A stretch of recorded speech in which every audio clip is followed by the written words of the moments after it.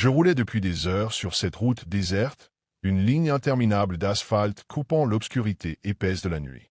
Mes phares illuminaient à peine quelques mètres devant moi, projetant des ombres inquiétantes sur les arbres tordus qui bordaient la chaussée. Le ronronnement monotone du moteur était mon seul compagnon, brisé de temps en temps par le craquement soudain des branches sous le vent ou par le bruissement d'un animal invisible dans les forêts. J'avais baissé le volume de la radio il y a longtemps.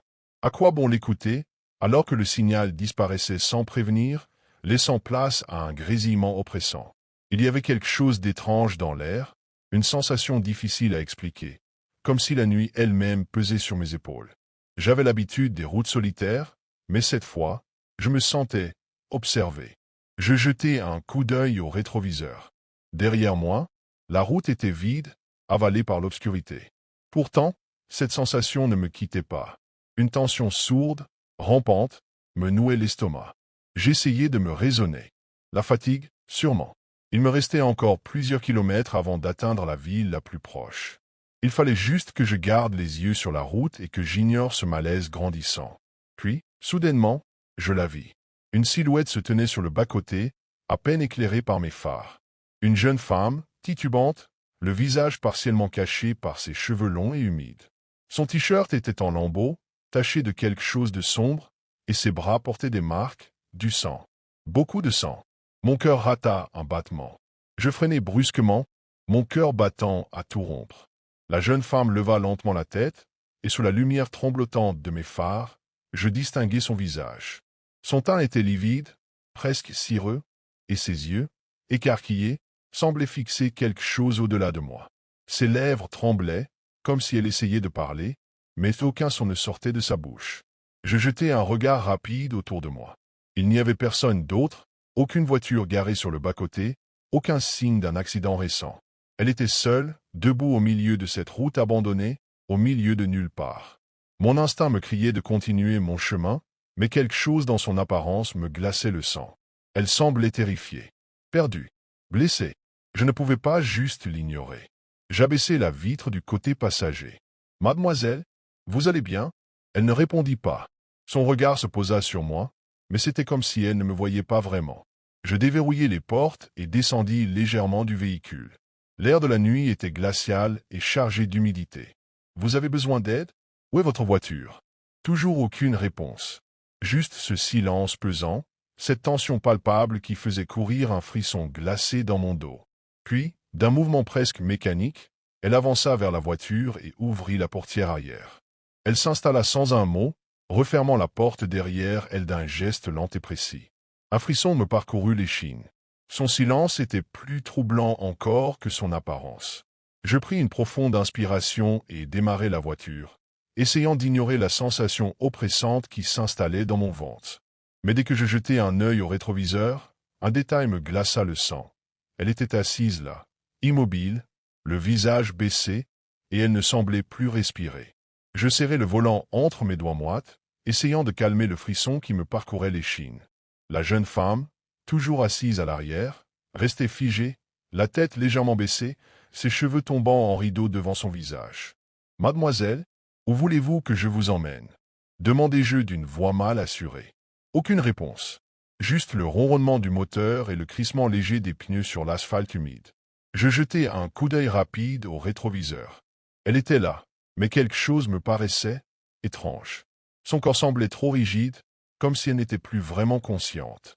Un long frisson glacé me parcourut la nuque. « Vous avez besoin d'un médecin ?» insistai-je, cherchant son regard dans le reflet du miroir. Toujours rien, pas même un clignement d'yeux. La tension dans l'habitacle devenait insoutenable. Mon souffle était court, et un poids inexplicable écrasait ma poitrine. Chaque seconde qui passait étirait le silence dans une lente agonie. Et puis, d'un seul coup, la température chuta brutalement. J'eus l'impression de traverser une poche d'air glacé. Un brouillard léger se forma sur le pare-brise, et ma respiration devint visible en petits nuages blanchâtres. Mes mains tremblaient légèrement sur le volant. C'était impossible. Le chauffage était allumé, et pourtant, un terrible pressentiment s'insinua dans mon esprit. Lentement, le souffle court, je baissai les yeux vers le rétroviseur. La banquette arrière était vide. Mon cœur rata un battement. Un bruit sourd résonna soudainement à ma droite, comme si quelque chose avait frappé la vitre passager. Je tournai la tête d'un geste brusque. Rien. Mais avant que je ne puisse reprendre mon souffle, une voix murmurée, glaciale, siffla derrière moi. « Pourquoi tu m'as laissé mourir ?» Mon sang se figea. J'eus l'impression que mon cœur s'était arrêté net, suspendu entre deux battements. Ce murmure, il était si proche, si réel, comme si quelqu'un était assis juste derrière moi, son souffle glacé effleurant ma nuque. D'un mouvement brusque, je tournai la tête vers l'arrière. Rien. Le siège était toujours vide. Mais l'air semblait plus lourd, chargé d'une présence invisible qui me glaçait jusqu'aux os. Mes mains tremblaient sur le volant, et une sueur froide coula lentement le long de ma tempe. J'avais besoin de sortir de là. Maintenant, je serrai les dents et écrasai l'accélérateur. Le moteur rugit, la voiture bondit en avant, déchirant le silence oppressant de la nuit. Peu importe où j'allais, il fallait juste que je quitte cet endroit maudit. Mais alors que je fixais la route devant moi, un détail me fit suffoquer de terreur. Dans le reflet du pare-brise, je la vis, assise sur le siège arrière. Sa tête était toujours baissée, mais cette fois, ses mains ensanglantées s'accrochaient au bord du siège comme si elle s'apprêtait à se redresser. Son corps paraissait trembler, convulsant légèrement, et un gémissement à peine audible s'éleva dans l'habitacle. Je sentis mes jambes faiblir, mon pied manquant de lâcher l'accélérateur. C'était impossible. Elle n'était pas là une seconde plus tôt. Je voulais hurler, mais aucun son ne sortit de ma gorge. Puis, lentement, elle releva la tête. Ses yeux vides rencontrèrent mon regard dans le rétroviseur. Des pupilles mortes, noires comme un gouffre sans fond. Et elle sourit. Un sourire figé, trop large, comme si sa peau était sur le point de se déchirer. Un sourire qui n'avait rien d'humain. Je fis ce que mon instinct me dictait. Je freinai violemment. La voiture dérapa, les pneus hurlèrent sur l'asphalte mouillé, et mon corps fut projeté contre le volant. Quand je repris mon souffle, je me retournai, terrorisé. Elle avait disparu. Je restai là, figé, le souffle saccadé, le cœur battant à tout rompre dans ma poitrine. L'habitacle était redevenu silencieux, mais l'air était toujours glacial. Je scrutai la banquette arrière, mes mains crispées sur le volant. Rien, plus aucune trace d'elle. Pas de silhouette, pas de mains ensanglantées, pas de murmure dans mon dos. Mais quelque chose n'allait pas. Un frisson glacé parcourut mon échine lorsque mon regard tomba sur le rétroviseur. Sur la vitre embuée, juste derrière moi, une phrase était apparue, comme si quelqu'un l'avait tracée du bout des doigts dans la condensation. « Ne m'oublie pas !» Mon estomac se tordit d'angoisse. Je ne comprenais pas. Qui était-elle? Que me voulait-elle? L'adrénaline me força à redémarrer la voiture. Je ne pouvais pas rester ici. Je roulai aussi vite que possible vers la première lumière que j'aperçus au loin. Une petite bâtisse solitaire avec un panneau indiquant « Poste DE Police ». Je freinai brutalement devant l'entrée, sortant précipitamment du véhicule. Dès que je poussai la porte du commissariat, un policier leva les yeux de son bureau. Il me scruta un instant avant de soupirer et de secouer la tête. « Vous l'avez vu? Pas vrai? » demanda-t-il d'un ton fatigué. Mon cœur rata un battement. « Qui ça ?» balbutiai-je. Il pointa la route derrière moi du menton. « La fille sur la route. Vous n'êtes pas le premier à la voir. » Je restai sans voix. « Elle est morte là-bas il y a 15 ans, » poursuivit-il. « Un accident. Son corps n'a été retrouvé que plusieurs jours après. Depuis, eh bien, elle cherche toujours quelqu'un pour l'aider. » Ma gorge se serra. Mon esprit refusait d'accepter ce que j'entendais. Je me retournai lentement vers ma voiture. La vitre arrière était toujours embuée. Et cette fois, une nouvelle phrase était apparue, plus nette, plus pressante. « Tu m'as vu. » Je conduis des camions depuis plus de 20 ans. J'ai roulé sur toutes sortes de routes, traversé des tempêtes de neige, affronté des orages violents et même évité quelques accidents de justesse. Mais cette nuit-là, sur cette route déserte enveloppée d'un brouillard épais, quelque chose m'a fait frissonner d'une manière que je n'avais jamais connue auparavant. J'étais seul sur la route, comme souvent lors de mes trajets de nuit. Les phares de mon camion perçaient à peine la brume, projetant des ombres mouvantes sur l'asphalte. Je connaissais bien cette route, une vieille départementale que peu de conducteurs empruntaient à cette heure. C'était un raccourci, un chemin plus rapide pour livrer ma cargaison avant l'aube, mais aussi un itinéraire que beaucoup évitaient. On racontait qu'elle était dangereuse à cause des virages serrés et du manque de visibilité, Mais ce n'était pas ce genre de danger qui me mettait mal à l'aise ce soir-là. J'avais cette sensation étrange, comme si je n'étais pas seul. Pas celle qu'on ressent quand un autre véhicule nous suit, mais une impression plus diffuse, plus profonde. Un poids sur la poitrine, une tension dans l'air. Pourtant, derrière moi, il n'y avait que le néant, et devant, rien d'autre que cette route qui semblait s'étirer à l'infini dans le brouillard. J'ai allumé la radio, cherchant une station. Mais tout ce que j'ai obtenu, c'était un grésillement faible. J'ai soupiré et l'ai éteinte, préférant le silence. Mon tableau de bord indiquait 2 heures du matin. Encore quelques heures avant d'arriver à destination. Je me suis calé dans mon siège, gardant une main ferme sur le volant, essayant d'ignorer cette sensation persistante d'être observé. Mais bientôt, j'allais comprendre que je n'étais vraiment pas seul sur cette route. La brume était devenue si épaisse que je ne voyais plus qu'à quelques mètres devant moi. Mes phares projetaient des faisceaux pâles qui semblaient se dissoudre dans l'air, avalés par cette mer blanche qui recouvrait tout. Je gardais les mains crispées sur le volant, les yeux rivés sur la route, redoublant d'attention. Chaque virage semblait plus dangereux que le précédent, et le silence oppressant n'aidait en rien. Puis, soudain, je les ai vus. Des silhouettes. Floues, indistinctes, courant d'un côté à l'autre de la route, juste devant mon camion. Mon cœur a raté un battement. J'ai réagi instinctivement, enfonçant la pédale de frein de toutes mes forces. Les pneus ont crissé sur l'asphalte humide, et mon camion a dérapé légèrement avant de s'immobiliser dans un bruit sourd. L'adrénaline m'a envahi alors que je reprenais mon souffle, le cœur battant à tout rompre. J'ai regardé autour de moi, les yeux écarquillés, cherchant à distinguer quelque chose dans cette purée de poids. Mais il n'y avait rien. Pas la moindre trace de mouvement. Pas un bruit, à part le ronronnement sourd du moteur et ma propre respiration saccadée. J'ai passé la tête par la fenêtre, scrutant l'obscurité. Il y a quelqu'un? Ma voix s'est perdue dans le vide, avalée par la brume. Personne ne répondit. J'ai attendu, tendant l'oreille, espérant capter le moindre bruit de pas, le souffle d'une présence. Rien. Mon esprit s'est mis à tourner à toute vitesse. Était-ce un simple jeu d'ombre, une illusion causée par la fatigue et l'épaisseur du brouillard? Ou avais-je réellement vu quelque chose traverser la route? Un frisson a couru le long de ma colonne vertébrale. Je me suis forcé à respirer profondément et, après quelques secondes d'hésitation, j'ai remis mon camion en marche. J'ai essayé de me convaincre que c'était mon imagination qui me jouait des tours. Mais au fond de moi, une voix sourde me murmurait que quelque chose n'allait pas, que quelque chose m'attendait, caché dans cette brume opaque, et que cette nuit ne faisait que commencer. Je roulais lentement, tentant de chasser l'inquiétude qui m'assaillait. La brume n'avait pas bougé d'un pouce, et je commençais à douter de mes sens. Le doute s'insinuait dans mon esprit, mais je luttais pour rester concentré. Je me suis dit que c'était sûrement un effet de la fatigue, ou peut-être un animal qui m'avait fait une frayeur. Mais, alors que je tentais de me convaincre de cela, un bruit étrange a émergé de l'intérieur du camion.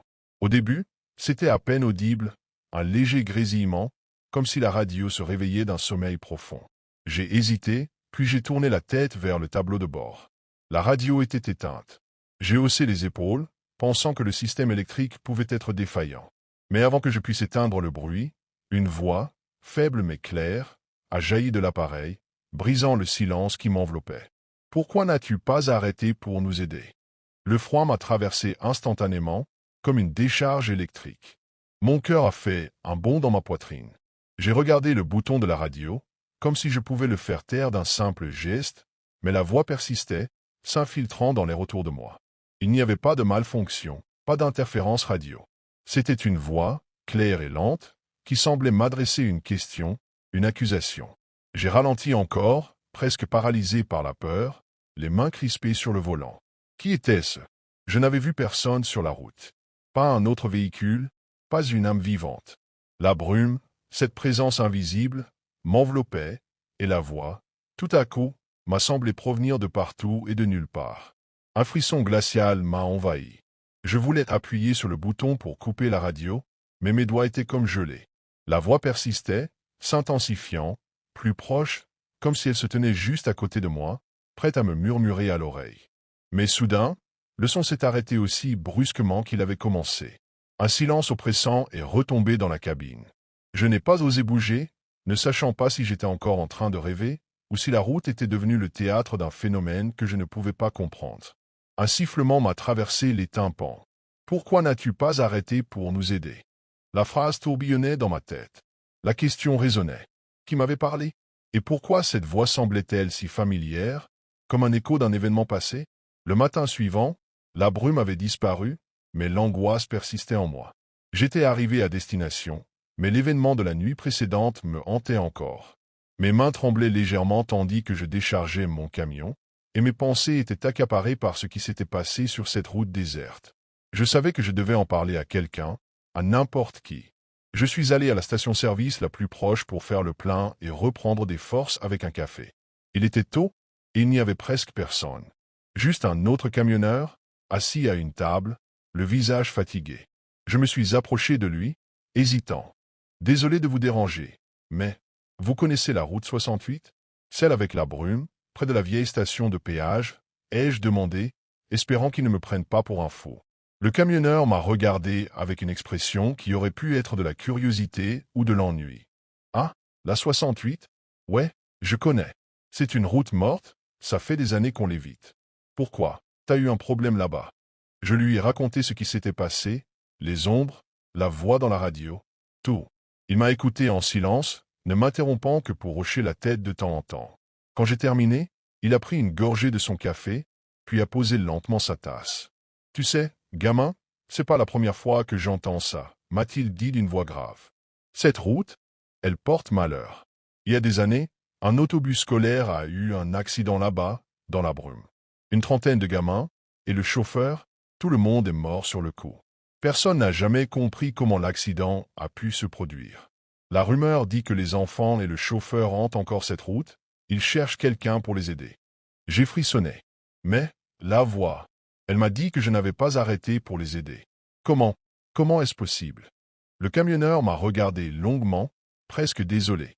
C'est comme ça. Les âmes des morts restent là, coincées, ne peuvent pas passer de l'autre côté. Ils cherchent à être secourus, mais personne ne les écoute. Il y a des histoires, des gens qui ont entendu des voix dans leur radio, qui ont vu des ombres courir dans la brume. Ça arrive à ceux qui osent encore emprunter cette route. Je me suis senti vide, un poids lourd m'écrasant la poitrine. Tout ce que j'avais vécu la nuit précédente avait un sens maintenant, un sens que je n'étais pas prêt à accepter.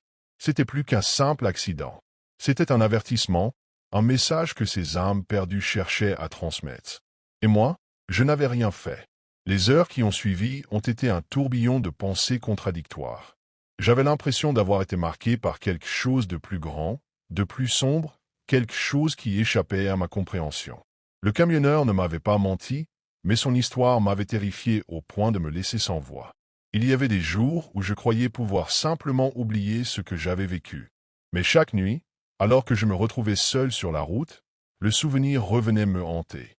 La voix dans la radio, les silhouettes fuyant dans la brume. Et la question, toujours présente dans ma tête. Pourquoi n'as-tu pas arrêté pour nous aider? Je suis retourné sur la route 68 une semaine plus tard, pensant pouvoir tourner la page.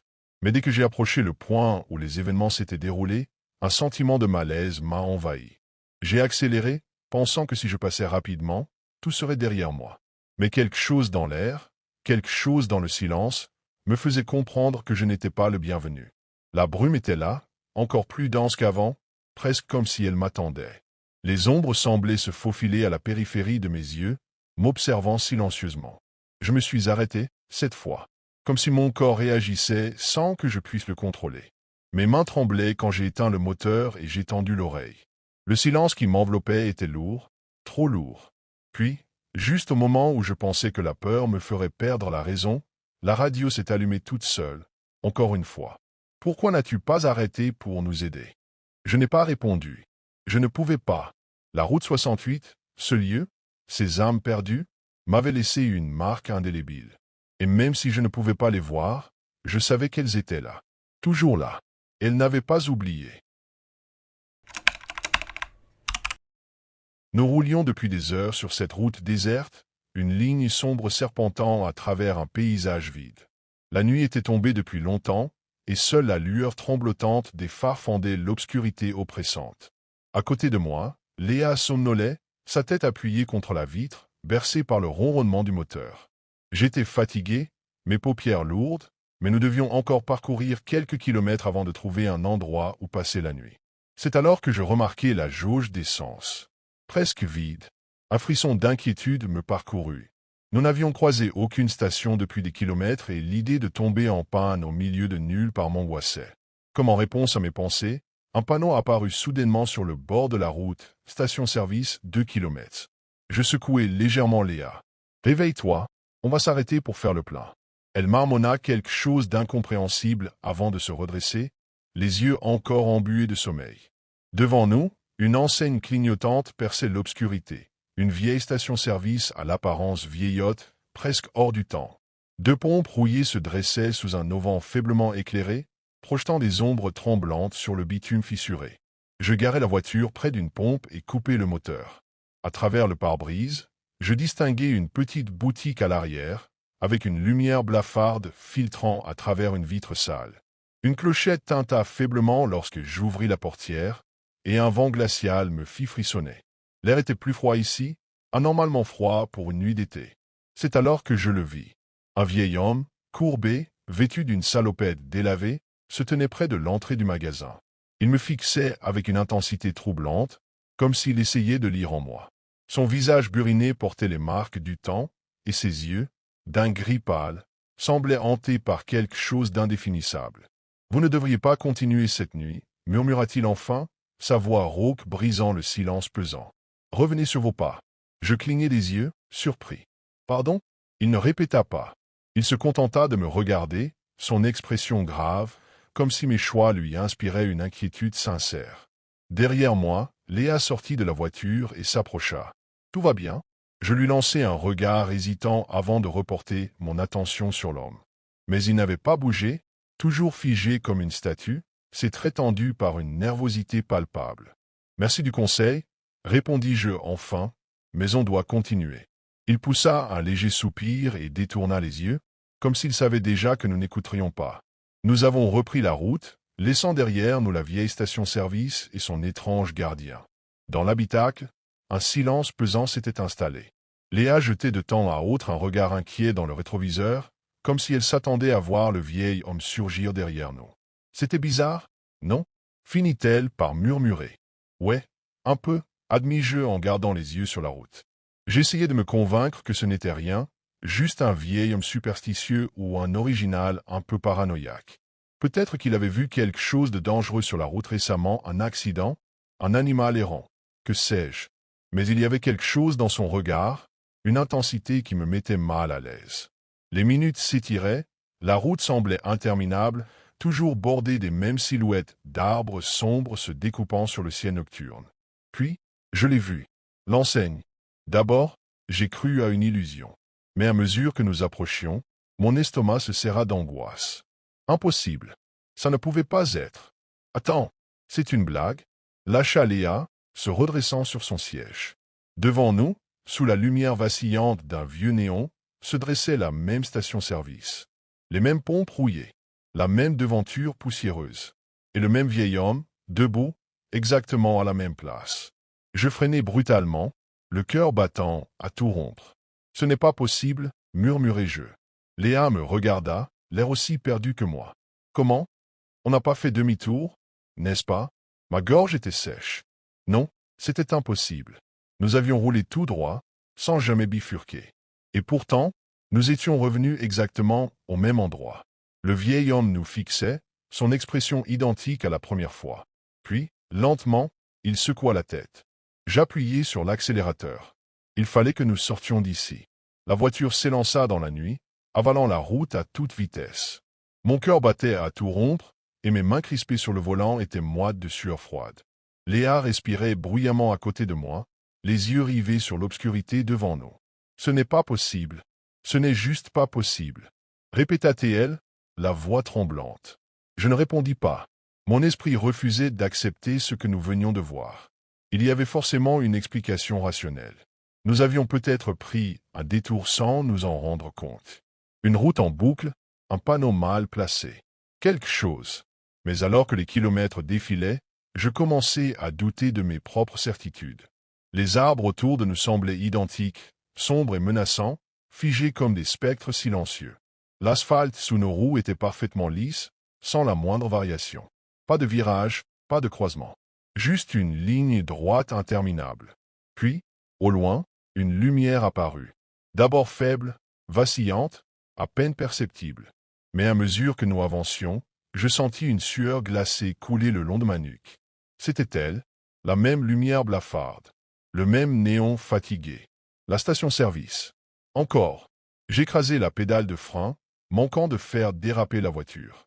Léa plaqua une main contre sa bouche, les yeux écarquillés. Non, non, non, non. Je n'arrivais plus à respirer. La scène devant nous était exactement la même que quelques minutes auparavant.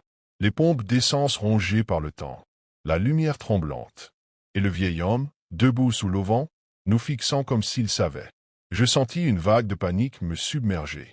On est coincé. Ma voix n'était qu'un souffle. Léa secoua la tête frénétiquement. Non, c'est impossible. Elle ouvrit la boîte à gants et attrapa son téléphone. Ses doigts tremblaient tandis qu'elle tentait d'ouvrir le GPS. Aucun signal. Ces mots me glacèrent le sang. Autour de nous, la nuit paraissait encore plus épaisse, oppressante, presque vivante. Il faut partir, vite, murmurai-je. Et cette fois, je pris une autre décision. Je tournai brusquement à droite, quittant la route pour plonger dans un chemin de terre. Je ne savais pas où il menait, mais une chose était certaine. Je devais fuir cet endroit. La voiture bondit sur le chemin de terre, secouée par les chaos du terrain accidenté. Les phares projetaient des ombres déformées sur les troncs d'arbres qui se refermaient autour de nous comme une prison. Mon cœur tambourinait dans ma poitrine. Chaque respiration était un effort. Derrière moi, la route principale disparaissait, avalée par l'obscurité. Je n'osais pas regarder dans le rétroviseur. Je ne voulais pas voir si la station-service était encore là, ou pire, si elle réapparaîtrait devant nous. « Tu sais où tu vas » demanda Léa, sa voix tremblante. « Non, mais on doit sortir de là. » Le GPS ne fonctionnait toujours pas. Aucun signal, pas même une indication de notre position. Comme si nous avions quitté le monde réel. Le chemin se rétrécissait, les branches griffaient la carrosserie, un bruit strident qui me donnait l'impression d'être encerclé. Chaque ombre paraissait se tordre et bouger, comme si quelque chose nous observait entre les arbres. Puis, un choc. Un bruit sourd résonna sous la voiture. Un instant de flottement. Et soudain, les roues arrière perdirent toute adhérence. Merde! Le véhicule bascula en arrière. La sensation d'être aspiré vers le vide me fit paniquer. J'écrasai le frein, mais c'était trop tard. Nous venions de rouler sur une pente escarpée, et en un éclair, la voiture glissa sur plusieurs mètres avant de s'arrêter brutalement contre un arbre. Le silence retomba, oppressant. Léa haletait, une main sur son front où perlait une goutte de sang. « Ça va » demandai-je précipitamment. Elle hocha la tête, sous le choc, mais consciente. Je tentai de redémarrer la voiture. Rien. Et c'est à ce moment-là que je le vis. Là, entre les troncs d'arbres tordus, une lueur tremblotante. Un néon fatigué. Je refusais d'y croire. Et pourtant, à quelques mètres devant nous, parfaitement intacte, comme si elle avait toujours été là, se tenait la station-service. Le vieil homme nous observait. Il n'avait jamais cessé de le faire. Un frisson glacé me traversa l'échine. Mon esprit refusait d'accepter ce que mes yeux voyaient. Ce n'était pas possible. La station-service était là. Exactement la même. Avec ses pompes rouillées, sa lumière blafarde et son enseigne vacillante.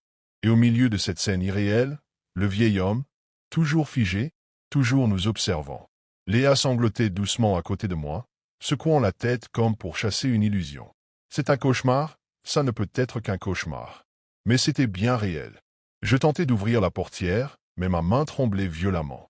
J'étais à bout de souffle, mon cœur cognait contre mes côtes comme s'il voulait s'échapper. Il faut lui parler, murmurai-je, plus pour moi-même que pour Léa. Quoi? S'étrangla-t-elle. Non, on doit fuir. On ne peut pas fuir. On tourne en rond. Il sait quelque chose. Elle me regarda, horrifiée, mais ne protesta pas. Je sortis de la voiture, mes jambes vacillantes sous l'adrénaline. À chaque pas, l'air semblait devenir plus dense, plus pesant. Comme si quelque chose d'invisible resserrait son emprise sur nous.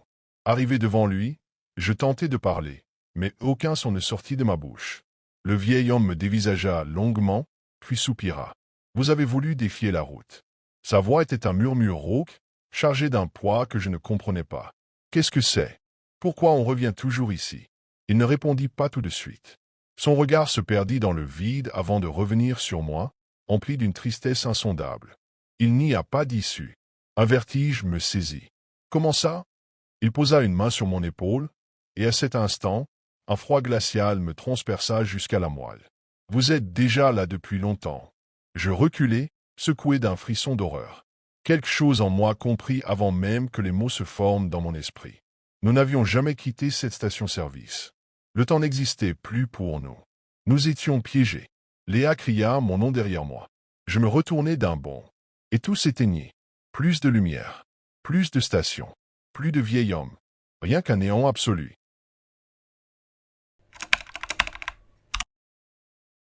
Je m'appelle Antoine, et je suis chauffeur de taxi depuis plus de 15 ans.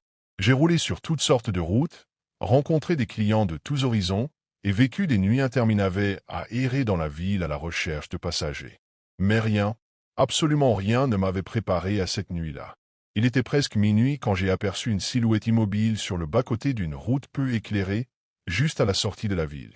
L'homme se tenait droit, son visage à peine visible sous la lumière tremblotante d'un vieux lampadaire. Il ne levait pas le bras comme la plupart des clients le feraient. Il se contentait de me fixer, comme s'il savait que j'allais m'arrêter. J'ai hésité une fraction de seconde avant de freiner et de déverrouiller la porte arrière. L'homme est monté sans un mot, dans un silence presque pesant. En jetant un coup d'œil dans le rétroviseur, j'ai remarqué son allure étrange. Un long manteau sombre, des cheveux humides plaqués contre son front et un teint d'une pâleur inquiétante. Il avait l'air glacé. « Où allez-vous » ai-je demandé en regardant son reflet dans le miroir. Il n'a pas répondu tout de suite. Puis, lentement, il a levé une main pâle et a pointé du doigt la route devant nous. « Tout droit » a-t-il murmuré d'une voix rauque. Un frisson m'a parcouru l'échine. Il y avait quelque chose d'étrange dans sa voix, comme si elle venait de loin, comme un écho étouffé. Mais j'ai secoué la tête et appuyé sur l'accélérateur, me disant que j'avais simplement trop d'imagination. Après tout, j'avais déjà eu des clients bizarres. Ce n'était sûrement qu'un homme fatigué, trempé par la bruine qui s'abattait sur la route.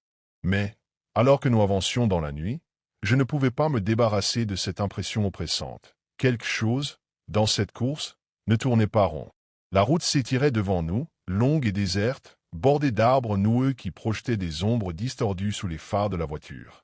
À mesure que nous nous éloignions de la ville, la sensation d'étrangeté s'intensifiait. Aucun autre véhicule sur la route, pas même une lueur de maison au loin. Juste cette route sinueuse qui disparaissait dans l'obscurité. Le silence pesait lourdement dans l'habitacle. Je jetais de temps en temps un coup d'œil dans le rétroviseur, espérant surprendre un signe de nervosité ou d'impatience chez mon passager. Mais il restait impassible, le regard perdu dans l'obscurité. Après plusieurs minutes, j'ai tenté de briser ce silence oppressant. « Vous habitez dans le coin ?» Aucune réponse. Seule la respiration légère du passager me parvenait, presque imperceptible. « Vous allez voir de la famille ?» insistai-je, cherchant désespérément à rendre cette course moins sinistre. Toujours rien. Juste ce silence glacial. J'ai senti un frisson me parcourir l'échine. Il y avait quelque chose d'étrange chez cet homme. Comme s'il n'était pas vraiment là, ou plutôt, comme s'il ne se souciait pas du monde qui l'entourait. Au bout d'un moment, il a lentement levé une main et désigné un embranchement à droite. Je n'avais pas vu cette route avant, une simple bande d'asphalte à moitié recouverte de feuilles mortes, s'enfonçant dans une forêt dense. « Par ici » a-t-il murmuré d'une voix à peine audible. Je ne sais pas pourquoi, mais mon instinct me hurlait de faire demi-tour, de ne pas suivre cette route, de ne pas obéir à cet homme. Mais mes mains, comme mues par une force invisible, ont tourné le volant, et la voiture s'est engagée sur le chemin sombre, avalé par la nuit. La route étroite serpentait à travers la forêt, ses contours dévorés par l'obscurité. Les branches des arbres s'entremêlaient au-dessus de nous, formant une voûte menaçante qui semblait vouloir nous enfermer. Le faisceau des phares projetait des ombres mouvantes sur le sol humide, et chaque mètre parcouru me donnait la sensation d'entrer un peu plus dans un piège. Je jetai des regards furtifs dans le rétroviseur, espérant discerner quelque chose de plus précis sur mon passager. Mais c'était étrange, je ne parvenais pas à capter les détails de son visage. Sa silhouette était là, immobile, mais ses traits, flous, comme noyés dans l'ombre. « On y est » souffla-t-il enfin. J'ai freiné brusquement. Devant nous se dressait une maison en ruine, à moitié dissimulée par la végétation. Le toit s'était effondré par endroits, Les fenêtres n'étaient que des trous noirs béants, et la façade était couverte de mousse et de fissures. Aucun signe de vie. Aucun éclairage. Un frisson me parcourut l'échine. Pourquoi diable quelqu'un voudrait-il venir ici, en pleine nuit? Je me suis retourné vers mon passager pour lui annoncer le prix de la course. Mais le siège arrière était vide. Mon cœur a raté un battement. L'homme, il était là il y a quelques secondes. Je n'avais pas entendu la porte s'ouvrir, pas senti le moindre mouvement dans la voiture. C'était impossible. Mes doigts se crispèrent sur le volant. L'air dans l'habitacle semblait s'être refroidi d'un coup. Mon regard glissa lentement vers la maison en ruine. Et c'est là que je l'ai vue. Une silhouette se tenait juste devant l'entrée sombre. Immobile. Me regardant. Ce n'était pas possible. Ce n'était plus mon passager. C'était autre chose. Le cœur battant la chamade, j'ai enfoncé le pied sur l'accélérateur, ne pensant qu'à une seule chose, fuir. La voiture a bondi en arrière, les pneus crissant sur le gravier, mais l'image de la silhouette devant la maison en ruine restait gravée dans mon esprit. Je n'avais pas pris le temps de regarder de plus près cette silhouette. Et maintenant, je me sentais stupide. Pourquoi avais-je seulement pensé à repartir? Pourquoi n'avais-je pas essayé de comprendre ce qui se passait? Mais il était trop tard pour se poser ces questions. Une fois de retour en ville, j'ai déposé mes clients suivants dans le silence, l'esprit envahi par la scène que je venais de vivre. Mais je ne pouvais pas simplement oublier. Il fallait que je sache. Le lendemain, après une nuit sans sommeil, je suis allé rendre visite à quelques habitants de la ville. Je suis passé par le café où certains d'entre eux traînaient souvent pour discuter des nouvelles. Je ne leur ai pas parlé de l'homme dans le taxi, mais j'ai demandé innocemment des informations sur cette maison en ruine. Vous connaissez l'adresse sur la route de la forêt, juste après le vieux moulin? Un silence pesant s'est abattu sur la pièce. Les regards ont fuyant. Ce n'est pas un endroit pour s'aventurer, m'a répondu l'un d'eux, le regard sombre. Cette maison-là, elle est abandonnée depuis des décennies. Un autre m'a hoché la tête, ajoutant d'une voix basse.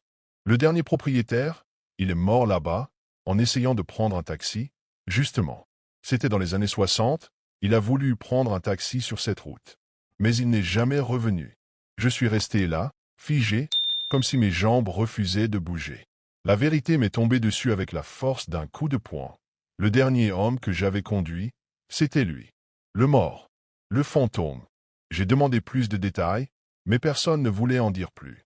La peur, l'incompréhension, l'inexpliqué, tout cela semblait faire partie d'un vieux secret que la ville refusait de confronter. Je suis retourné chez moi, mais le malaise persistait. Quelque chose ne collait pas. La route, la maison, l'homme. Tout avait été trop étrange pour être une simple coïncidence. Et en repensant à la scène, je me suis rappelé une petite chose, un détail insignifiant que j'avais ignoré jusque-là, l'humidité sur le siège arrière. Comme si quelqu'un, tout juste sorti de la pluie, venait de s'installer là, juste avant que je ne parte. Je n'étais pas seul cette nuit-là, mais il était trop tard pour faire demi-tour. Les jours qui suivirent cette rencontre me laissèrent un goût amer. Chaque fois que je fermais les yeux, je revivais ce moment où je m'étais retrouvé seul dans cette voiture, face à cette maison en ruine, et face à cet homme, ou ce qui en restait. Mais ce n'était pas tout.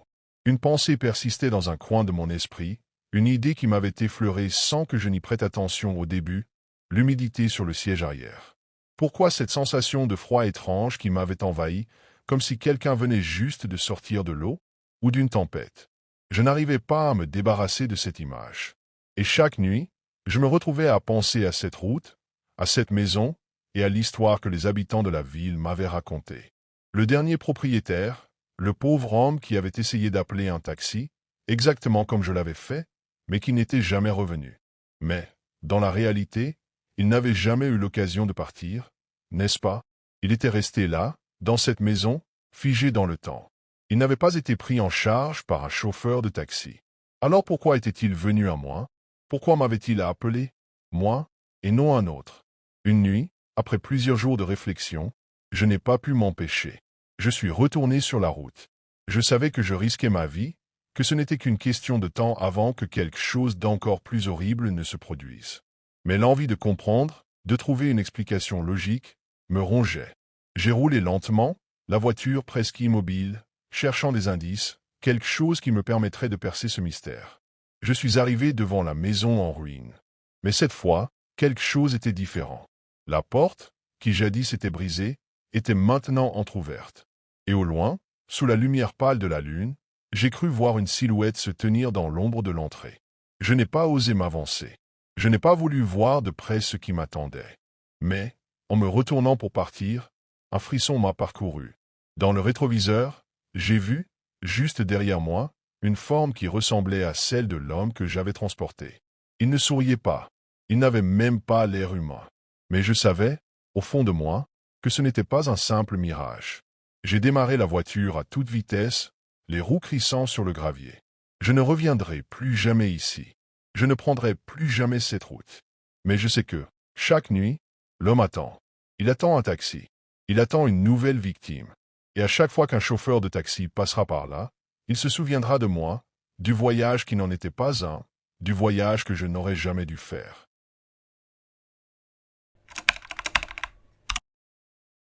Je m'appelle Lucas, j'ai 26 ans et je suis routier depuis peu.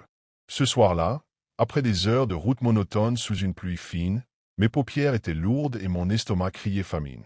Je roulais sur Nationale presque déserte quand j'ai aperçu les néons clignotants d'un petit restaurant de bord de route. Une bâtisse vieillotte, aux murs jaunis par le temps, avec un grand parking où quelques poids lourds étaient déjà garés. Je me suis stationné entre deux camions et suis descendu, frissonnant légèrement sous l'humidité de la nuit. En poussant la porte, une clochette grinçante a résonné dans la salle presque vide. L'odeur du café brûlé et de la graisse rance flottait dans l'air, me rappelant tous ces petits restos où les routiers s'arrêtent pour une pause avant de reprendre la route. Quelques hommes étaient attablés, mâchant distraitement leur repas en regardant un vieux téléviseur suspendu dans un coin. Un match de football diffusait des images granuleuses, mais personne ne semblait vraiment y prêter attention.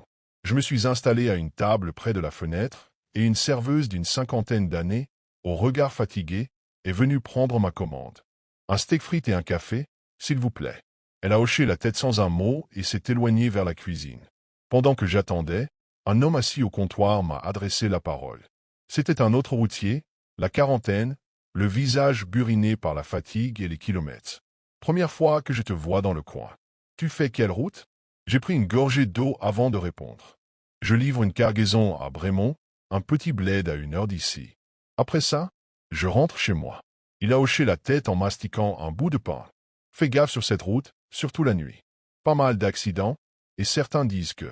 Il s'est interrompu en voyant la serveuse revenir avec mon assiette fumante. Je n'ai pas insisté.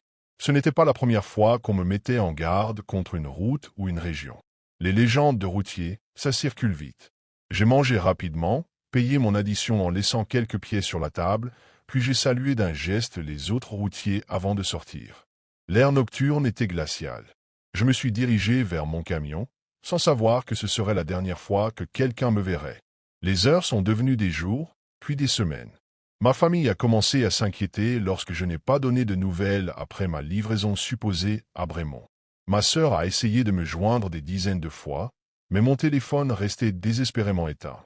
C'est mon employeur qui a donné l'alerte en premier. Mon camion et moi avions disparu sans laisser de traces. La police a lancé une enquête, mais les pistes étaient minces. Ils ont interrogé les employés du restaurant où j'avais mangé ce soir-là. La serveuse se souvenait de moi. Un jeune homme, poli, qui avait commandé un steak frites et un café. Elle se souvenait aussi que j'avais payé en espèces et que j'étais parti peu après. Mais après ça, plus rien. Les caméras de surveillance du parking étaient hors service depuis des mois. Aucun témoin ne m'avait vu remonter dans mon camion. Pourtant, le restaurant était situé en bord de route, à un endroit où il était difficile de disparaître sans laisser de traces. Mon camion n'avait pas été signalé sur les autoroutes, ni retrouvé abandonné sur une aire de repos. C'était comme si j'avais été effacé de la surface du monde. Ma famille, désespérée, avait organisé des battues. Mes collègues routiers partageaient ma photo sur les réseaux sociaux, espérant qu'un autre chauffeur aurait croisé ma route. Mais les jours passaient, et l'absence de réponse devenait plus terrifiante que n'importe quelle hypothèse. Puis un détail étrange est apparu. Un employé du restaurant a mentionné que, la nuit de ma disparition, une étrange panne d'électricité avait eu lieu. Rien de bien inhabituel pour un vieux bâtiment comme celui-ci, mais le courant était revenu comme si de rien n'était, et personne n'avait pensé à vérifier les caméras après coup. C'est à ce moment-là que les rumeurs ont commencé. Les anciens du coin parlaient de disparitions inexpliquées sur cette route depuis des décennies. Des chauffeurs qui ne faisaient qu'un dernier arrêt avant de s'évanouir dans le néant. Des histoires murmurées à voix basse, que personne ne prenait vraiment au sérieux, jusqu'à ce que je devienne l'un de ces fantômes. 3 mois après ma disparition, par une nuit pluvieuse, un autre routier s'arrêta au même restaurant. Il s'appelait Marc, un habitué des routes nationales, usé par des années de trajets interminables et de repas engloutis à la va-vite dans des relais routiers fatigués. Ce soir-là, il était simplement venu boire un café et se dégourdir les jambes avant de reprendre la route. Le restaurant était aussi morne et silencieux que d'habitude.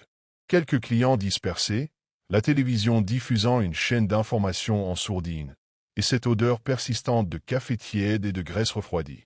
Marc s'installa à une table près de la fenêtre, posa son téléphone sur la table et passa une main sur son visage fatigué. Il allait appeler sa femme quand il remarqua quelque chose sous la table, juste à côté de sa botte. Un morceau de papier froissé. Par réflexe, il le ramassa, pensant à un simple bout de ticket oublié. Mais en le dépliant, son cœur manqua un battement. C'était un reçu de ce même restaurant. Un ticket de caisse légèrement jauni, imprimé avec une encre qui commençait à s'effacer. Steak frites, café. Le détail n'aurait eu aucune importance si ce n'était pas pour le nom imprimé en haut du ticket. Lucas Moreau. Mon nom. Marc fronça les sourcils. Il avait entendu parler de mon histoire. Tous les routiers du coin en avaient entendu parler. Il retourna lentement le ticket et son estomac se serra en voyant la date d'émission. Ce n'était pas celle de ma disparition. C'était la date du lendemain. Marc sentit un frisson glacial remonter le long de sa colonne vertébrale. Son instinct lui criait de jeter ce maudit reçu et de quitter cet endroit, mais une force inexplicable le clouait à son siège. Il leva les yeux et observa le restaurant. Rien ne semblait anormal, et pourtant, quelque chose clochait. La serveuse s'approcha de sa table avec un sourire fatigué. « Vous désirez autre chose ?» Marc hésita, puis lui tendit le ticket d'une main légèrement tremblante. « Ce reçu, je l'ai trouvé sous la table. Vous vous souvenez de ce client ?» Elle jeta un regard distrait au papier, avant de plisser les yeux en lisant le nom. Son visage se décomposa. « Où avez-vous trouvé ça ?» demanda-t-elle d'une voix plus basse, presque méfiante. « Juste là, sous la table. Mais regardez la date. » Elle recula brusquement, comme si le bout de papier la brûlait. Sans un mot, elle se tourna et s'éloigna vers la cuisine, disparaissant derrière un vieux rideau en perles. Un silence pesant s'abattit sur le restaurant. Marc sentait maintenant tous les regards tournés vers lui.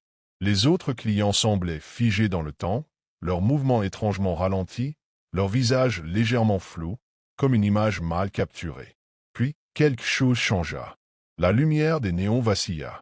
Un courant d'air glacial s'insinua dans la pièce, soulevant légèrement la nappe de sa table. Le téléviseur grésilla, l'écran brouillé par des parasites. Et alors, il le vit. Dans le reflet de la vitre, assis à une table dans le fond du restaurant, un jeune homme d'environ 26 ans. Ses cheveux bruns étaient en bataille, son visage légèrement creusé par la fatigue, sa veste de routier encore sur les épaules. Il mangeait lentement son steak frites, comme s'il ne se doutait de rien. C'était moi. Marc se retourna d'un coup, son souffle court. Mais la table au fond était vide. Seul le grésillement du téléviseur et les murmures indistincts des clients brisaient le silence angoissant. Le ticket dans sa main semblait plus froid qu'un instant plus tôt. Et quand il baissa les yeux pour le regarder à nouveau, un détail lui fit lâcher prise. Le nom avait changé. C'était désormais le sien. Le ticket tomba au sol dans un bruissement à peine audible. Marc sentit son cœur battre si fort qu'il résonnait dans ses tempes. L'air autour de lui semblait plus lourd, comme si le restaurant tout entier retenait son souffle. Il se leva brusquement, faisant racler sa chaise sur le carrelage, et regarda autour de lui. Quelque chose n'allait pas. Les visages des autres clients paraissaient flous, distordus, comme des images mal imprimées. Leurs mâchoires bougeaient lentement, mastiquant un repas invisible. La télévision grésillait de plus en plus, projetant des flashs de lumière blanche qui faisaient vaciller les ombres sur les murs. Puis, il entendit son nom. Un murmure, à peine perceptible, venant du fond de la salle. Marc tourna lentement la tête et le vit de nouveau. Moi, j'étais assis à la même table, mon assiette à moitié vide, une tasse de café fumante devant moi. Cette fois, mes yeux étaient fixés sur lui. Un regard vide, distant, comme si je l'attendais. « Aide-moi !» Les mots sortirent dans un souffle glacé, à peine audible, mais Marc les entendit comme un cri dans sa tête. La lumière clignota violemment, et pendant un instant, tout le restaurant sembla plongé dans le noir. Un grondement sourd résonna dans les murs, une vibration anormale, presque vivante. Marc trébucha en arrière, attrapant la table pour se stabiliser. Lorsqu'il releva les yeux, j'avais disparu. La télévision s'était éteinte, et le restaurant était silencieux. Trop silencieux. La serveuse était revenue, debout à côté de lui, son visage impassible. « Vous devriez partir, monsieur, dit-elle d'une voix étrangement creuse. Marc hocha la tête, incapable de parler, et se précipita dehors. L'air froid de la nuit lui donna un vertige passager. Il atteignit son camion, ferma la porte derrière lui et démarra le moteur dans un frisson incontrôlable. Alors qu'il quittait le parking, il osa un dernier regard dans son rétroviseur. Le restaurant était plongé dans l'obscurité totale. Pas de lumière, pas de clients. Comme s'il n'avait jamais été ouvert cette nuit-là. Et sur son tableau de bord, posé juste à côté de son téléphone, un ticket de caisse était soigneusement plié en deux. La date indiquait « demain soir ».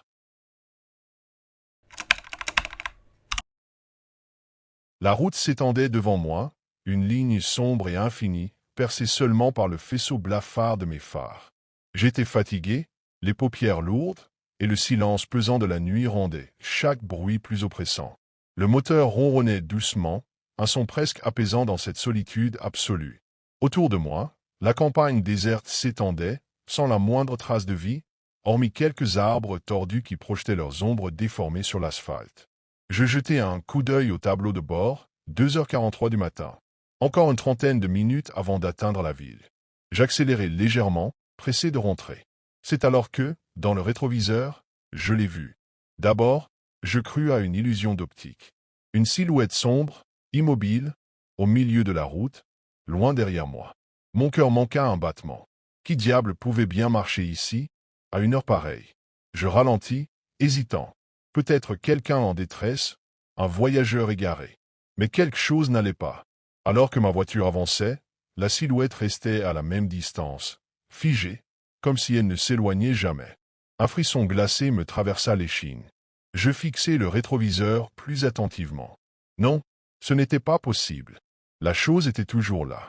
Inchangée, inébranlable, comme si elle me suivait, sans bouger. Mon pied hésita sur l'accélérateur.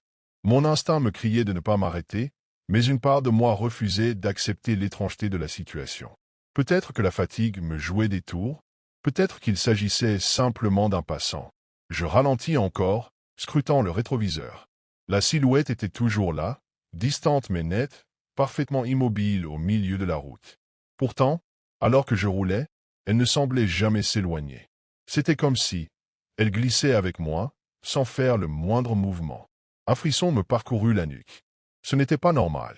Je secouai la tête, essayant de me convaincre que c'était un simple effet d'optique, un jeu d'ombre et de lumière créé par mes phares.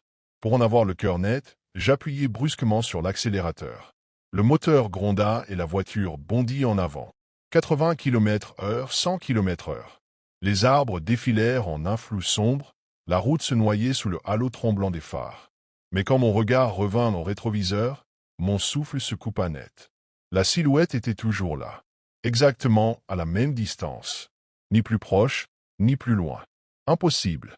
Une peur froide s'insinua dans mon ventre, plus paralysante que la fatigue. J'eus soudain la certitude que quoi que ce soit derrière moi, ce n'était pas humain. Je sentais mon cœur battre dans ma gorge. Chaque instinct en moi me criait de ne pas regarder le rétroviseur, de garder les yeux fixés sur la route, d'ignorer cette chose qui me suivait d'une manière impossible. Pourtant, c'était plus fort que moi. Mon regard y revenait sans cesse, comme si je devais m'assurer qu'elle n'avait pas bougé, ou pire, qu'elle s'était rapprochée. J'augmentais encore la vitesse. 110 km/h, 120 km/h. Le vent sifflait contre la carrosserie, la route devenait floue sous mes roues. Peu importait si je me faisais arrêter par la police, je voulais juste mettre le plus de distance possible entre moi et cette chose. Mais elle était toujours là. Mon estomac se serra d'angoisse. Puis, à travers le grondement du moteur et le sifflement du vent, un autre son me parvint. Faible, irrégulier, juste derrière moi. Un bruit sec, un cliquetis. Je me raidis, mes doigts crispés sur le volant. Ça venait de l'arrière de la voiture. Un nouveau bruit, plus net cette fois, comme un léger grattement. Je sentis une sueur froide perler sur ma nuque. Je baissai le volume de la radio, tendant l'oreille, retenant mon souffle. Clac, clac. C'était à l'intérieur. Dans le coffre. Je fis un virage brusque, ma voiture dérapant légèrement sur l'asphalte humide. L'adrénaline battait à toute vitesse dans mes veines. Et pourtant, la sensation de présence derrière moi ne cessait de m'étouffer. J'arrivai enfin chez moi, les mains tremblantes. Je n'avais même pas pris la peine de fermer la porte de la voiture avant de me précipiter à l'intérieur, verrouillant immédiatement toutes les entrées, comme si cela suffirait à me protéger. Le stress était trop intense pour que je puisse dormir. J'avais besoin de savoir, de vérifier. Je savais au fond de moi que quelque chose n'allait pas. Après quelques heures passées à tourner en rond dans mon salon, je décidai de me rendre dans le garage pour inspecter la voiture. Je m'approchai lentement, l'anxiété me nouant les entrailles. Mes mains étaient toujours tremblantes, mais je forçai un soupir et ouvris le coffre. L'odeur de métal froid et de poussière m'enveloppait. J'examinai chaque coin, cherchant un signe quelconque d'intrusion. Mais rien, aucun indice, aucun objet déplacé. Je soupirai de soulagement, convaincu que tout cela n'était que le fruit d'une imagination débordante ou d'un effet de la peur. Je me préparais à fermer le coffre quand un éclat attira mon regard. Là, juste sous le rebord du porte-bagages, je vis des traces. Des marques, des empreintes de mains. Des mains imprimées sur la tôle, comme si quelqu'un avait essayé d'ouvrir le coffre de l'intérieur. Elles étaient sales, pleines de boue et profondes. Comme si la pression avait été énorme, comme si quelqu'un s'était débattu pour s'en sortir. Je reculai précipitamment, mon cœur battant à tout rompre. Les marques étaient fraîches, trop fraîches. Je ne savais plus quoi penser. Mon esprit était en tourmente, chaque pensée me menant à une conclusion plus terrifiante que la précédente. Comment ces marques étaient-elles apparues? Et si ce n'était pas une simple coïncidence, mais quelque chose de bien plus sinistre? J'essayais de rationaliser, mais c'était impossible. Les images de la silhouette qui me suivait, du bruit dans le coffre, les mains, tout ça se bousculait dans ma tête. J'avais besoin de réponses, alors j'allais chercher une solution à mon angoisse, les caméras de sécurité. Je me précipitai dans la pièce où se trouvait le système de surveillance et lançai les enregistrements de la nuit précédente. Mon cœur battait à un rythme effréné. Le film déroula devant mes yeux, me montrant chaque instant du passage de ma voiture devant la maison, chaque détail des derniers kilomètres sur la route. Mais rien, aucune image de la silhouette, aucun signe d'intrusion, aucun indice. Juste le silence de la nuit. Je me dis que j'étais fou, que j'avais sans doute rêvé. Jusqu'à ce que je remarque quelque chose d'inexplicable. Vers 3 heures du matin, alors que ma voiture était garée dans le garage, le coffre se souleva lentement. Lentement mais sûrement. Le mécanisme était visible sur la vidéo, mais il n'y avait personne à l'intérieur pour le faire. La porte se souleva d'environ 15 cm, puis se referma d'un coup sec, comme si une force invisible l'avait poussée. Je reculai, choqué, incapable de croire ce que je venais de voir. Mais le plus terrifiant était à venir. Les secondes suivantes sur la vidéo montrèrent une silhouette floue, comme une ombre mouvante, glissant hors du coffre, se fondant dans la noirceur du garage. Un souffle lourd et irrégulier résonnait à travers les images. La forme se déplaçait de façon étrange, se contorsionnant presque, avant de disparaître dans l'obscurité. Je n'avais plus aucune explication rationnelle. Aucun mot. Mais une certitude s'imposa dans mon esprit. Quelque chose avait été là, dans le coffre. Et maintenant, il savait où je vivais. Depuis cette nuit-là, j'entends des bruits sourds, des coups réguliers venant du coffre, comme si quelque chose frappait à l'intérieur, en attendant de sortir à nouveau. Je n'ai jamais osé reprendre le volant. Et chaque nuit, je ferme toutes les portes à double tour, en espérant que ce ne soit qu'un mauvais rêve.